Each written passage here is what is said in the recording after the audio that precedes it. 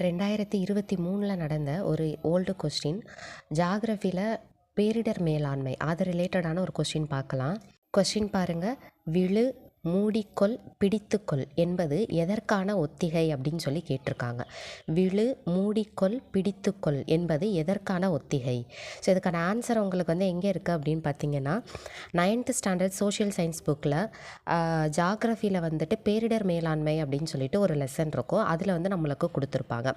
Option பாருங்களேன். Fire, tsunami, earthquake, அதாவது தீ பிடிச்சா, இல்லைனா வந்து சுனாமி வர்றதுக்காகவா, இல்லைனா நிலநடுக்கத்துக்காகவா, இல்லைனா கலவரத்துக்காக இந்த விழு, மூடிக்கொள், பிடித்துக்கொள் என்பது அப்படின்றது எதற்கான ஒத்திகை அப்படின்னு சொல்லி கேட்டிருக்காங்க.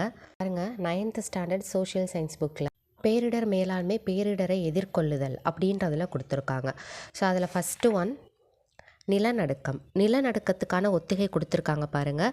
விழு, மூடிக்கொள், பிடித்துக்கொள். இது வந்து எதற்கான ஒத்திகை? நிலநடுக்கம். இதுதான் நம்மளுக்கு கொஸ்டின்லையும் கேட்டிருக்காங்க.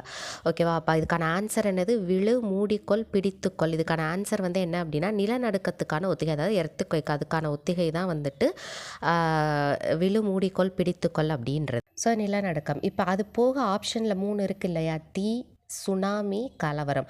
அதற்கான ஒத்திகைகள்லாம் என்னென்ன அப்படின்றத பார்த்துடலாம். தீ விபத்து. தீ விபத்துலேருந்து தப்பிக்கணும்னா அதுக்கான ஒத்திகை என்னன்னு பாருங்கள். நில், விழு, உருள். இது வந்து எதுக்காக உள்ளது? தீ விபத்துலேருந்து தப்பிக்கிறதுக்காக. நில், விழு, உருள். கலவரம். கலவரத்தில் சிக்கிக்கிட்டால் நம்மளுக்கு ஒரு 4 பாயிண்ட் கிட்ட கொடுத்துருக்காங்க. அதில் ஒரு முக்கியமானது பாருங்களேன்.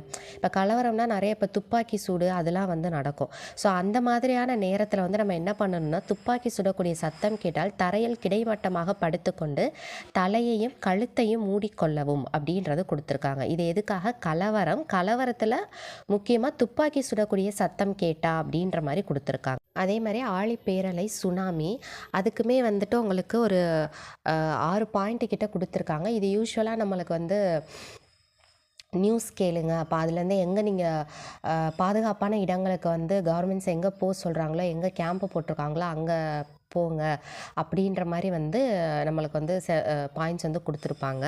இந்த நிலநடுக்கம் மற்றும் தீக்கு கொடுத்த மாதிரி தனியாக ஒரு லைனில் வந்து கலவரத்துக்கோ இல்லை ஆழிப்பேரலை, சுனாமிக்கோ வந்து தனித்தனியாக எதுவும் இல்லை. கொஸ்டினுக்கான ஆன்சர் என்ன அப்படின்னு பார்த்தீங்கன்னா நிலநடுக்கம். ஆழிப்பேரலை, அதாவது சுனாமிக்கு என்ன கொடுத்துருக்காங்க பாருங்களேன். கடல் நீர் பின்வாங்கி சென்றால் நீங்கள் உயரமான பகுதிகளை நோக்கி ஓடுங்கள். கடல் நீர் பின்வாங்குதுன்றது நம்மளுக்கு தெரிஞ்சதுன்னா நம்ம என்ன பண்ணணும்? கொஞ்சம் உயரமான பகுதியை நோக்கி வந்து நம்ம ஓடணும் அப்படின்றது சொல்லியிருக்காங்க. இந்தியாவை பொறுத்த வரைக்கும் சுனாமி அப்படின்றது நம்மளுக்கு 2004 டிசம்பர் 26 வந்து நம்மளுக்கு இந்த சுனாமி வந்து மறக்க முடியாத ஒரு இன்சிடெண்ட்டாக இருந்திருக்கும். அதுக்கான ஒரு